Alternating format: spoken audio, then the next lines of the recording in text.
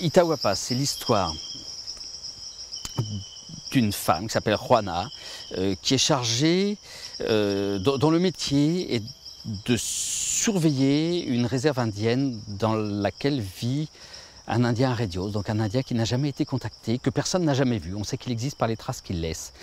Et elle travaille sur des périodes assez longues, des périodes de plusieurs mois. Et généralement, elle envoie des nouvelles à sa fille par l'intermédiaire d'un téléphone satellite. Et là, sa fille, le roman débute comme ça. Sa fille n'a plus de nouvelles depuis assez longtemps. Et elle a peur. Elle se dit, mais comment ça se fait? Ma mère m'a toujours donné des nouvelles, qu'est-ce qui se passe? Et donc, elle va aller voir un policier pour dire, ma mère a disparu. Et puis, accompagnée de son grand-père qui s'occupe d'elle lorsque sa mère est partie en mission, à eux trois, le policier, le grand-père et Talia, vont partir à la recherche de cette femme perdue quelque part en pleine Amazonie.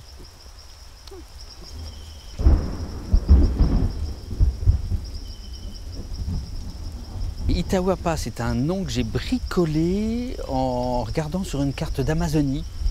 Voilà, donc j'ai pris 2-3 noms qui me plaisaient et puis j'ai fait un petit mot valise avec ça, un petit bricolage, voilà, et ça a donné ce nom avec une petite consonance exotique qui me plaisait bien. Et en fait, c'est une espèce de zone de réserve indienne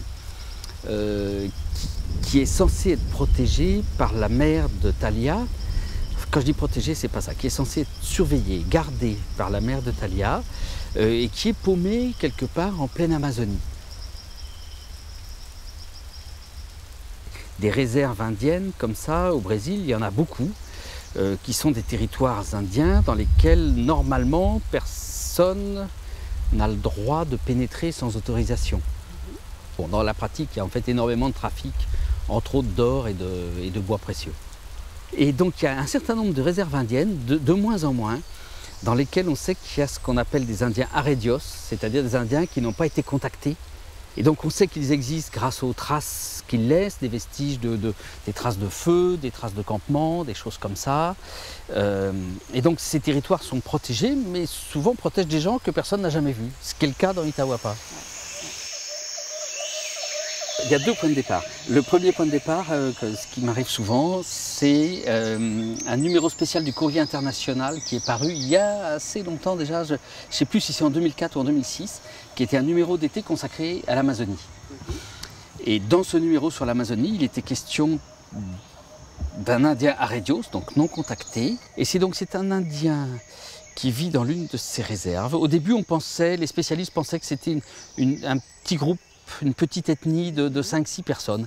Et puis en observant les traces de campement, les feux, etc., ils se sont rendus compte qu'ils n'étaient certainement pas 5 ou 6, ni même 2 ou 3, mais ils étaient un tout seul. C'est-à-dire que c'était certainement le dernier Indien de son ethnie.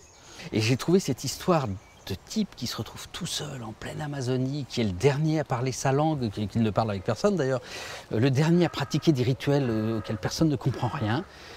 J'ai trouvé ça assez fascinant, quoi. Et puis le second point de départ, ça a été mon fils, Mathis, qui a eu l'occasion de travailler pendant 1 an en Guyane et en pleine forêt, dans des conditions assez rock'n'roll quand même. Et donc lui m'a envoyé des tas de photos, il m'a parlé de ces lieux dans lesquels il avait vécu, il m'a parlé de la pluie qui est omniprésente dans le livre, parce que voilà.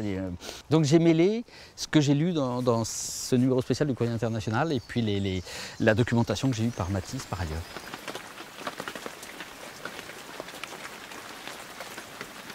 J'utilise des éléments de notre quotidien que sont la déforestation en Amazonie mais ailleurs, la construction de barrages pour l'attrape-rêve, enfin, voilà. Donc j'utilise des choses qui existent réellement pour placer mon histoire à l'intérieur. Mais je crois que ce qu'on attend de moi quand j'écris un roman comme ça, c'est déjà que je raconte une bonne histoire.